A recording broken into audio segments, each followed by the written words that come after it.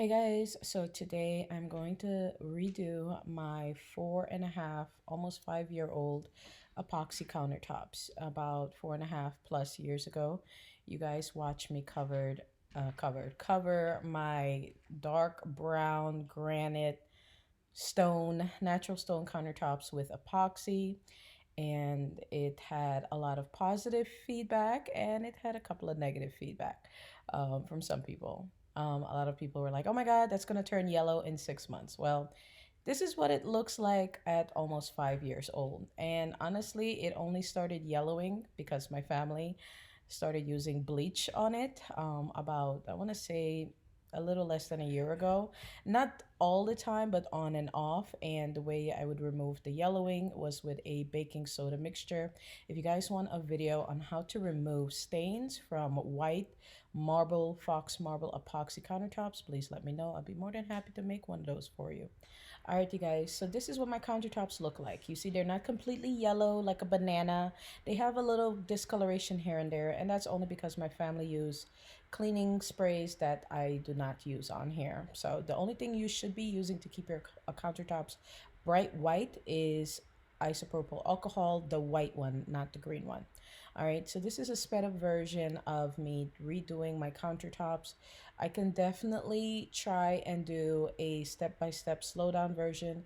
If that's what you guys want to see, comment in the comment section, let me know, or thumbs up this video, comment, all of that stuff, and just let me know if you want a slowdown version of this video. Hopefully I still have the footage, but it's pretty much the same thing I did for plus 4.5 years ago. Okay, so what I did was lightly sand my old epoxy work that I did, and then I painted over it, and I'm using the same paint, the Alkyd cabinet enamel paint. Okay, now they call it trim door cabinet enamel paint. That's what they call it now. So, and it's from the company Behr in white. Behr makes the brightest white paint I've ever used, so that's what I stick with. Okay, um when it comes down to my epoxy mixture, I do like a 90-10 as far as the, you know, percentage of how much white paint I'm adding to my epoxy. And I'm not using latex paint,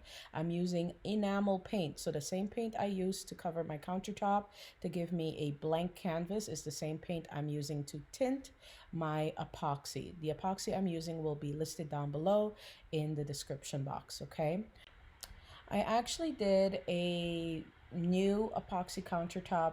Actually, the countertop that is on the right side of this countertop, that's where my microwave is, showing you guys exactly what shades of spray paint I use to achieve this color, doing it completely slow and step by step so you guys could see exactly how I do this. Okay, if this video is something you want to see in a slow down version, I could try my best to edit it down to that, but it is completely up to you. All right, when it comes down to pulling the tape, and you see this time I put like a flood tape around it. This is to keep the epoxy on the countertop for a extended period of time, and then after about an hour and a half I will pull the tape and the epoxy will start dripping. Here you're gonna see the epoxy dripping in a sped up version. It does not drip like this in real life after an hour and a half. This is all sped up. You could see me moving very quickly. And as it drips, I scrape it off using a spatula. Okay, you can even use your gloves if you like, but a spatula is much easier. So once my countertop has fully cured, I will go put the tape back on. This is the next day, by the way, and I am pregnant. I am currently 8 months pregnant. The other video I did, I was 7 months, I think, or 7.5. I don't know.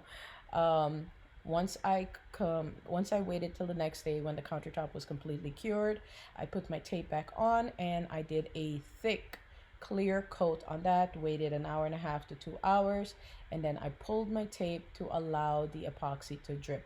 Please ignore all the random things in my kitchen. Okay, there was a lot going on. All right, so you can use your glove if you like to blend out the edges of your epoxy so you could get a nice smooth edge. Okay, but it's very important that you wait only an hour and a half up to 2 hours to pull your tape. The temperature in your kitchen also plays a vital role in how your epoxy sets and all of that. But this is the final look. I hope you guys enjoyed the video. If you did, give it a thumbs up. If you want to see a step-by-step, I do have a smaller version of this down below in the description box, and a link to the newer video in the comment section. Thank you for watching, and I'll see you all very soon in another video. Bye guys.